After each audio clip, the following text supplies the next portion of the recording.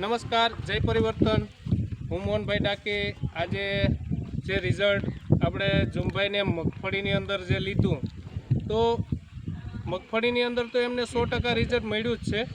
પણ સાથે સાથે એમણે એમની ભેંસને જે ફીડમેક્સ છે, જય પરિવર્તન ઇન્ડિયાનું ફીડમેક્સ છે, જે એમની ભેંસને આપેલું હતું, તો એમની ભેંસને અમુક પ્રોબ્લેમ હતા કે જેવું કે દૂધ ઓછું હતું. આવા ઘણા એવા પ્રોબ્લેમ હતા જે મને ખ્યાલ નથી, પણ જુમાભાઈને ખ્યાલ છે કે મારી ભેંસને શું પ્રોબ્લેમ હતા અને દૂધ કેટલું હતું. એ આપણે ખુદ જુમાભાઈ પાસેથી જાણીએ તો ખ્યાલ આવે કે ભાઈ કેવા પ્રોબ્લેમ હતા ને કેવા પ્રોબ્લેમ આના થકી સોલ્વ થયા છે.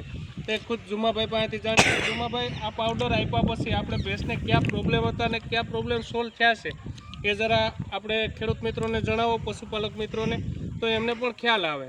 પ્રોબ્લેમ તો એ હતું કે પહેલાં તેમાં એક આચારમાં દૂધ ઓછું આવતું, સામેનું આચર દેખાય છે. પછી અમે જે આ ચાલુ કર્યું તો દૂધ પણ હતું, 2 માપા દૂધ હતું આવ્યું, તાજું હતું સાવ બિલકુલ. પછી અમે આ મારી લીધેલી ભેંસ છે, ઘરની સામે બાંધ્યું, તો 1 થી લઈને 3 લીટર સુધીનું આમાં વધારો આવ્યો. 3 લીટર દૂધનો વધારો કમ્પ્લેટ. ઓકે. ત્યારે તમે દોવા છે હમણાં 3રો મહિનો ચાલે છે, 3રો તો ચોથો મહિનો. કોઈને પણ આની અંદર જે આપી હતી આ ભેંસ બહાર આવી.